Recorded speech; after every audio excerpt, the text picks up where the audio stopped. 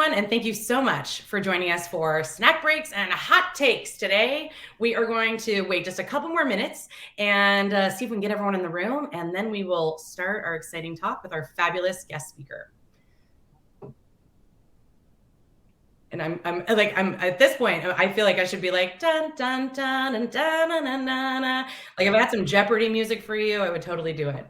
But we're just gonna wait a sec and see and let everyone jump on in. Okay.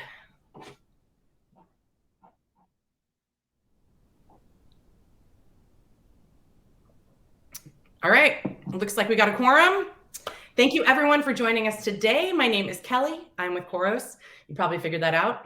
I'm a community strategist at Khoros, and a little bit about me is that I have lived in Austin, Texas for the past 15 years. And I remember when you had to get your internet from CDs at the grocery store. So I would roll on in to HEB. That's a Texas thing. Hi to any of my Texans out there. And with your groceries, you would get AOL 4.0, and then you would sign in and you'd be like, what world awaits me?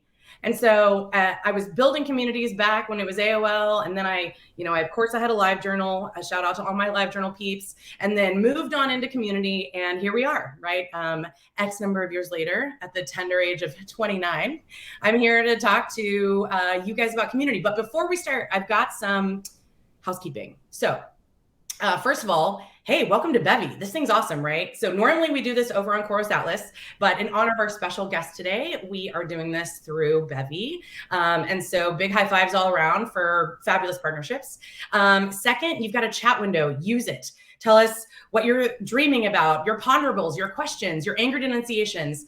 Or maybe hold the angered enunciations, actually. Strike that, reverse it. Just give us all the things that are in your brain, and we'd love to answer those questions. If we don't get to them, because we're having such a fabulous conversation, then this is going to be recorded and hosted over on Khoros Atlas, which is our community. So Khoros Atlas, really fun, vibrant community, lots of great community professionals there. You can go find this recording, and that's where you can ask any additional questions. And again, if we miss a question, we'll also just kind of keep a record and put that in the comment section within the recorded session.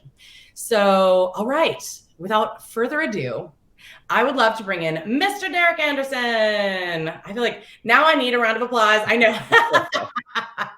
I'm totally treating this like some kind of insane game show, and I hope you're down with it, Derek. I love it. I love it. I also wanted to say I'm also 29 because that's what I heard you say. So yes. Yeah, we're both 29-year-olds here and excited to be here. So cool. Yeah, just a couple of 29-year-olds in the room talking about the internet.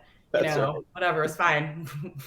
All right. So, Derek, when we talked before, we didn't really have a hot take. So I thought that we should start with a hot take before we introduce and do all the professional stuff. The first thing we need to get into is just a singular hot take. I want to hear it. Yeah. And so my hot take is that marshmallow peeps need to go straight into the trash. I think they're garbage. But you have 4 kids, so you tell me what you think.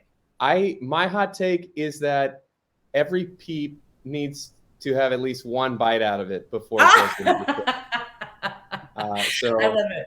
Your equal opportunity peepness. My wife, it definitely falls in your camp, but I think like once a year you should take a bite out of a peep. It seems like the right thing to do.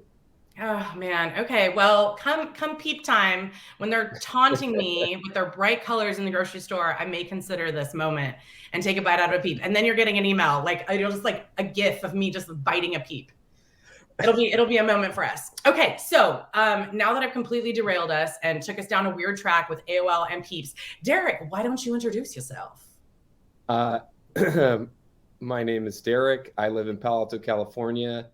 I coach Little League, and sometimes during the day I work as the CEO and co-founder at a company called Bevy, where we help enterprises build their event communities.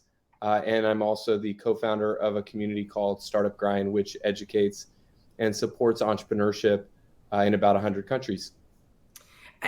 We really had such an incredible conversation, just kind of trying to understand and work out what we want to talk about. So I'm hoping that you can share a little bit about your path to community and Bevy. And I know, Startup Grind was a big part of that, but just kind of walk us through that.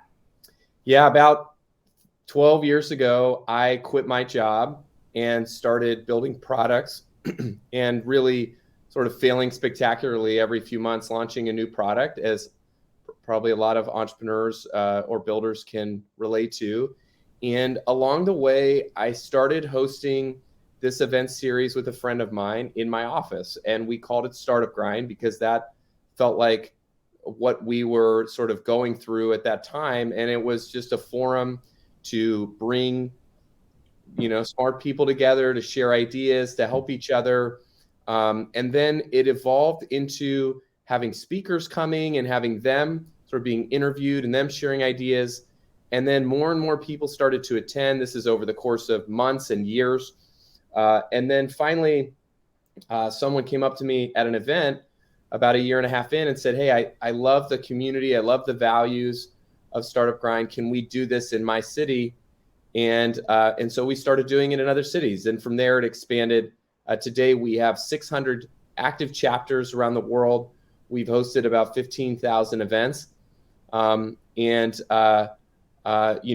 It's been the greatest mistake of my life, or accident, I should say. It wasn't a mistake, but just accident. I've met so many amazing people all around the world, people trying to create a life for themselves and a business and to help other people. And I've had sort of a front row seat with that and happened to build, community came out of that. So we kind of by accident stumbled into the community industry. Yeah, well, and I think that happens, right? You kind of just start doing a thing that you like and are interested in, and then you realize other people like it and are interested in it, and then surprise, you have a community. And so tell me about the connection between your experience building Startup Grind and Bevy.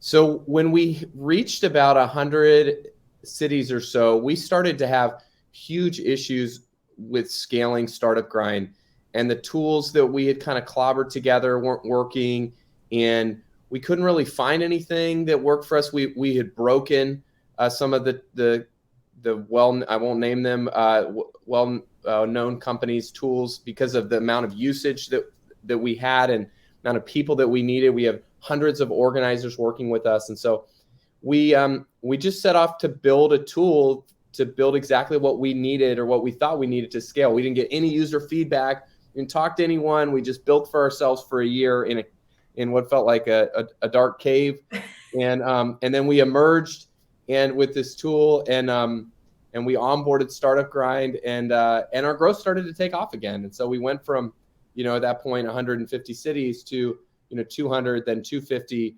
and beyond, and now to 600. We've hosted events in about 1,500 cities. So we have this sort of strong bias towards community is about cadence, and community is about what is happening now and who's a part of it right now. So Bevy helped us scale Startup Grind's community, and then we started showing it to other communities. And to my shock, they said, "Hey, can we buy that?" And I said, "Well, yeah, but it's not free." And the first person said, how much is it?" And I just kind of made up a price, and they're like, "Oh, I'd pay that for sure." I was like, "Ah, dang it, I could charge more." But we just started adding great communities and building with them, and then eventually Startup Grind and Bevy split. And so Bevy is the software that powers Startup Grind and other communities like the Trailblazer community at Salesforce, or Google developer groups, or Snowflake's community, many others. But we've been sort of building that software for the last 6 years. I think it's such an incredible path, and it's certainly a happy accident.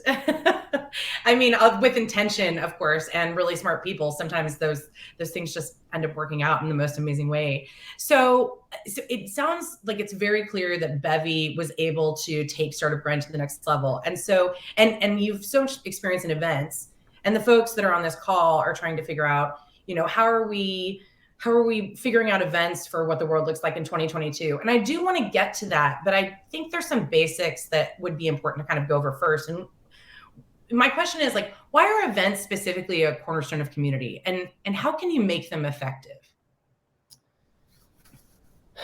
So, more and more we see that people, you have the loneliness epidemic, which was at an all-time high before COVID. Anybody that wasn't lonely before COVID is lonely now. You have, sort of traditional digital marketing, which is having a less and less of a positive effect on people. People are blocking ads and blocking, advertising from their devices. And, the internet has enabled us to sort of cut through the BS of what a company wants to sell us and tell us. And whereas, actual customers, sharing the message of what the company has and their experience with that company and that product has become, the most powerful form of marketing. We know that word of mouth is the sort of peak, marketing, lever that you can pull, and having your community spread word of mouth is the best way to do that. Events are a different kind of experience from, a discussion or a message board, but it's a much deeper interaction. It's a much, in many cases, a higher quality experience. You spending 5 minutes talking to someone at an event or listening to a talk for 40 minutes can have an absolutely huge impact in someone's, in lots of ways, but having someone be successful with your product, having someone feel belonging, and also, potentially bringing a prospect in, or having someone decide to buy your product for the first time. So events haven't been scalable, and this is where the community aspect comes in, where as you empower your customers, as you empower your users to take your brand on, or to take your brand where they are, and you give them a platform of your company, which they're already using to help them in their business or to help them grow professionally or maybe personally. You find that you can build an incredible community around these people, and by giving them this platform, and it really centers around events. And so, for some of our customers, they have thousands of these enterprises. They have thousands of customers that have sort of taken up the banner for them to represent that company wherever they could be. It could be in, Des Moines, Iowa, or Pune, India, wherever it is. And Bevy's platform enables companies to do that at huge scale. But yeah, being able, I think, people used to tell us to start going, like, the events, they'll never scale. It'll never scale. It's like, yeah, that's, we're doing 5 a month. We're doing 10 a month. We're sort of like, well, how could we do 50? Or what would happen if we do 100? Or, now we're seeing some companies doing literally 1,000 events in a single month. But it's all driven by the power of their community and having these really, really deep interactions and belonging that's getting created all over the world. I would normally wait till the end, but this segues so nicely into the the question that we just went through. And that is a question in from Melissa. Thanks, Melissa. We really appreciate you asking a question. And I'm putting you on the spot, Derek. So if for whatever reason this isn't in your head, because being on camera is a whole thing. If I just like freeze up or turn my video off, I'll be like, technical issues. Yeah, exactly. Yeah, cut to more Jeopardy music. All right. So Melissa wants to know if you have some research or data that you can share to show the value of events. Have you been able to tie this to ROI? Yeah, absolutely. We know we have a bunch of data around it, and we could send this out after so that you could see it directly, Melissa. But we have, look, depending on what type of plan that you have, or what you're trying to drive from your community, whether that's acquisition, whether that's retention, whether that's expansion of an existing customer. There is a lot of data around different brands who have been very successful doing this. I'll just highlight Salesforce. We've seen, I think they have a Super Bowl commercial coming where they're highlighting their Trailblazer community. We've worked with them since 2018, where they have grown from about 600 chapters to closer to 1,500 today. And and they've found that they can double ACV. They can, 30% increase in retained revenue from people that are involved with their community. And so they also have, it's such a small team ROI wise, you have about 9 or 10 people who are running hundreds of events a month. And, equaling the size, this small little team is the impact that they're having from a attendee, from a, user perspective is greater than Dreamforce. I mean, they're hosting more people than Dreamforce is. And it's just, Dreamforce is this like $100 million, bonanza when they do it at full scale. But you have this tiny little 9-person team who has a similar kind of impact that the entire Salesforce organization has with Dreamforce. It's an incredible example, and I'm amazed that you had that all stored in your head, Derek. Like, just so good. That was awesome. I really appreciate it. And when we post this on Atlas, if you want to share the links or the information that he studied, then we can absolutely put those in there. Perfect. Yeah, that's so great. So this brings about the kind of like ultimate question I think we're all kind of struggling with, and we'd love to know how Bevy's handling it. But that which shall not be named has brought about so much new thinking and so many obstacles and challenges. And are we talking about Peeps again, or what? Yes. The new innovation. I would like to know what effect the pandemic has had on Peep consumption. That seems like an interesting, interesting metric. Definitely a BuzzFeed story. Yeah. The pandemic has created, I don't want to like call it in, has created so many obstacles for folks who are throwing events, even those people that are used to events being a cornerstone of how they're building their community. I'd love to know how Bevy is moving forward and adapting to that kind of like strange new event world. So early in the pandemic, I sat here, I'm in my garage. This is where we started Startup Grind. I'm back, working and being here. And after cleaning my garage 3 times, we, and feeling like, well, no one can do in-person events. What are we going to do? All of our customers started to run virtual events, probably like many of you and your marketing community teams. And so, we just started to see this evolution of how communities were built. And it sort of started with virtual. And so that's the first thing we did. We built, virtual layers into our event, platform. And so whether that's a small sort of meetup event like you're seeing today, that's what you're experiencing now, or whether it's a bigger conference, which we also have where you can do, sponsors and booths and different rooms and all of that. So we built those on top of the platform we already had. And then as we've continued to go, I think now what we're seeing is with hybrid, where, someone can be in person, someone can be virtual. I think for us, that's really centers around mobile.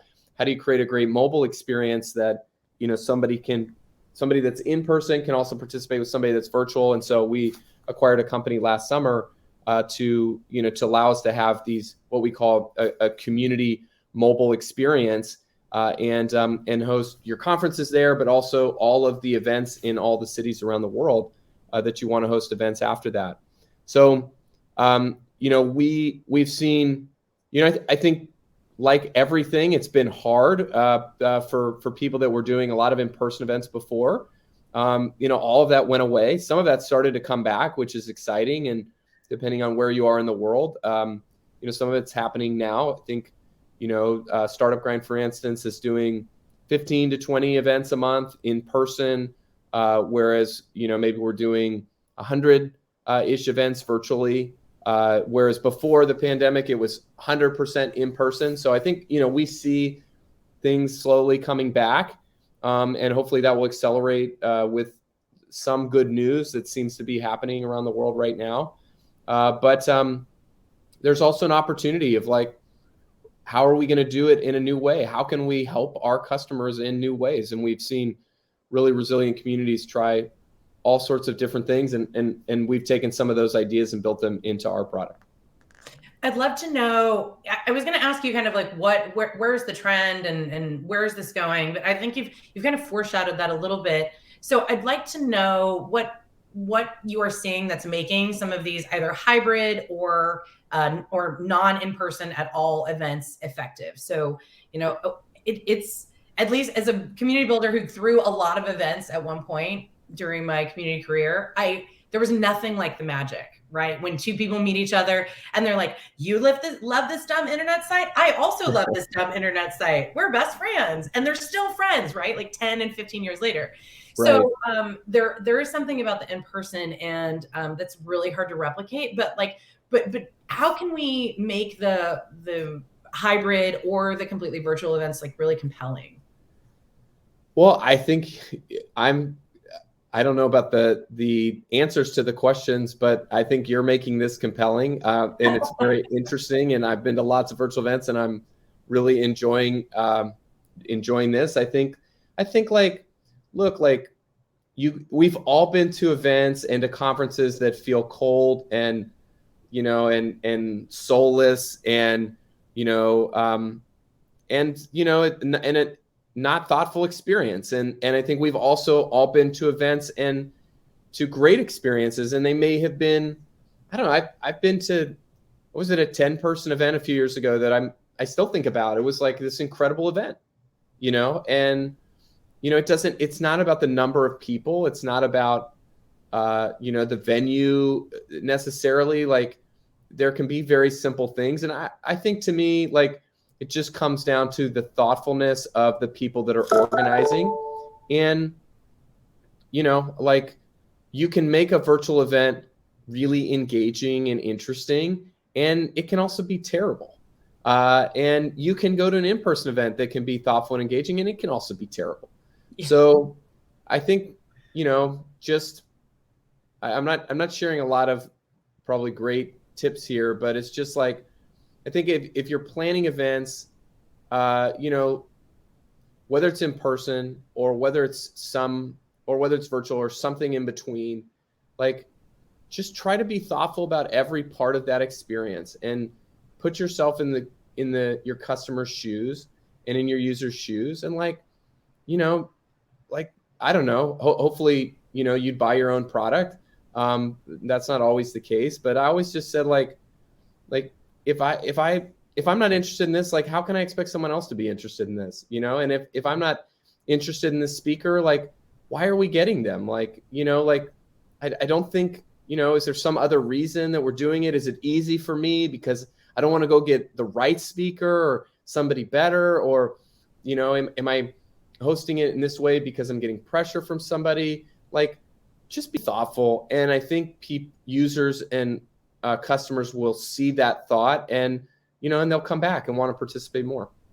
Yeah, events certainly are not if you build it, they will enjoy it scenario, right? It's That's true. You got to think about very good factor. Like, do you have a fun host? Are you doing something great? Are you having like a massive Jackbox tournament or something like in the middle of the deal? Are people sharing and being real?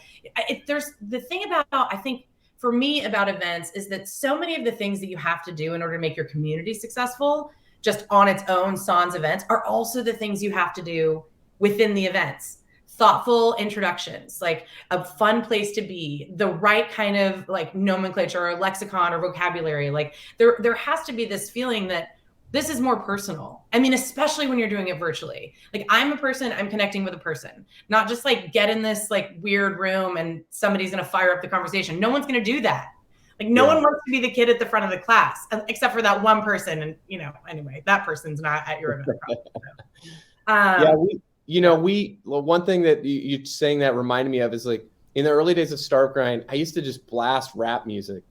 And somebody one time came up to the front and was like, this music is so inappropriate. And like, can you turn it down? I can't even think. And it was like, yeah, no problem. Thanks for that feedback. And they turn around and I just completely dialed it up. And, I think even now, we came into this beautiful music playing for this event. Those kinds of things, like, the lighting, the music, like they're really easy to do, but most people don't do them. Mm-hmm. We start all of our all hands meetings at Bevy, with a music track that anyone can contribute to. But like, it's simple, it's free, but like, it puts people in a sort of different state of mind than the usual, virtual meeting. Yeah. And I think, people see that. I think you're right. There's like care and feeding, but this is off topic a little bit. It's not exactly, but one time back in the day when I was internet dating, not on AOL, by the way, like I was too young for it at that time. But somebody said, you know what? The whole point is to be as specific as you can, so you can find the right people. You don't want to appeal to the audience, to the masses, because then you'll go on 100 terrible dates. But if you go on 3 awesome dates because you were very specific about exactly who you want and who you are and those things, then it'll work out. And I think about that with events as well. Like your example of blasting the rap music, you were like, no, Mr. Oh, I can't hear. The restaurant music's too loud. Like, you're not my people. Like, you may be awesome, right? But like, you may want to exit stage left, bro, because we're going to blast rap music at this event. And there's going to be a contingency of humans that loves this and moves forward with me. So I think that, that's part of the thing about events, or really any community experience, is you have to be specific, and that then you find the humans that will gather around the fire with you and whatever, sing Easy-E, right? So one of the most impactful things that happened to us was in one of the very early events, a speaker who's a very famous venture capitalist. I'd met him at the event, and he had a really, really good experience. And he called me after and said, hey, will you come to lunch at my office? And so I went up to Sand Hill Road and had lunch with him. And he was like, do you understand what's different about Startup Grind? And I was like, I don't know really what you're talking about. He's like, it's your values. It's about giving before you take. It's about making friends. It's about helping others. And I was like, well, yeah, of course it's about that. And he's like, no, like, that's different. Like people are gravitating towards that, but you need to like call that what it is. And then you need to get it on, you need to put it front and center and talk to people about those values. Yeah. And so I came home to the garage where I was working, and 10 years later, still in literally like 5 feet from where I was. Super clean though. Not moving anywhere. Yeah, it's not. This is like this much of it. Yeah, I'm not even going to dare. Should I show you? I might as well. Why not? Yes. Yes, this is my garage. Oh, you meant you were in the garage right now? Yeah. See, that's why we love you. You're getting ready. So like that afternoon, we put the values on the website, and that became this like one of those lights that like attracts the bugs. And it's like they like get mesmerized and go to it, but it attracted our people. And so I think, whatever, to what you were just saying, like being authentic to who you are and what you are, and like tripling down on that, and like your people will come to you, and the people that shouldn't be in that community won't, but the people that are will like really, really feel connected to it in ways they don't with other things. Yeah, come to me, my beautiful moth people. Here's the light in my garage. I'm not going to electrocute you. It's just safe. Yeah, I'm just when you get to the light, it's very safe and warm. It's just like a nice glow. Like it's not actually dangerous. Man, this has been so great. Okay, wait. So we only have a couple minutes left, but I want to leave on a note of whatever you would like to share. Like, what is the biggest mistake? Is it this is how we get live participants to talk to each other? Is it the advice that just rolls around in your head at 3 a.m.? Like whatever you want to end with. And also, by the way, because this is a thing in which we highlight Bevy, it could be a cool thing about Bevy too. Yeah, I mean, look, if you want me to talk about my biggest mistake in the summer of 2016 or 1996, I was 16 years. No, I'm just kidding. Man, I really thought you were going there with like something, and I was like, oh my God, tell me, spill the tea, friend. I want to hear everything. I ate 2 whole peeps, and I've never forgiven myself. You've never recovered. I've never physically or emotionally recovered. So look, I would just say, I'm sure, we have so many amazing communities that work with Bevy and with Khoros. I'm sure there are people who are saying, hey, like, I don't know if I can get this going, or I don't know if I can do it, or I don't know if it'll work for my community. And I would just tell you, like, if you don't have a strong events program, or you're worried about figuring out how to get it off the ground, like send me a note, Derek@bevy.com. And I'd love to like brainstorm with you on it. I love like what's been the most rewarding part of Bevy for me has been that I get to spend so much time with other communities and take the things that we learned at Startup Grind and put it towards these amazing brands. And it's like, helped that, like, we never had it. It's like bootstrapped, startup brand, and we're in 600 cities. It's like, but you put a lot of that methodology behind a really great brand and with a great company. And it can do things that, that just people didn't think were possible. And I think people really need more community. Like, is anybody saying right now that the world needs less community? Like, no. But we only have so much time. So we have to be focused and do the things that are going to be successful and move the needle for us as a business. And so anyways, if there's somebody that I can help to just brainstorm around what you're doing, or just like, hey, like throw something at me. Hey, how would you do this with what I'm doing around events? Like, I'd love to be helpful if that's helpful to someone. Amazing. And a super generous offer. Just prepare for like 6 emails coming in from me. You'll find me kelly.stalker@khoros.com. Okay, so we are at the end of what I feel like the time flew by because I really enjoyed it. So thank you so much, Derek. Thank you to all the folks that asked questions. Like I said, if we didn't get to them, because I know we didn't get to a number of them, so we'll have it on that Khoros Atlas link. It's right at the top of your chat. You can find this forever and ever, amen. If you just want to watch it casually with a glass of wine later because we had so much fun, let me know. I'll watch it with you. And I think make sure you should email Derek, and also go check out Bevy because we think they're pretty sweet. And we're glad to do this together with awesome partners. So, all right. Thank you, Kelly. Thanks, everyone. Have a great week. Bye-bye.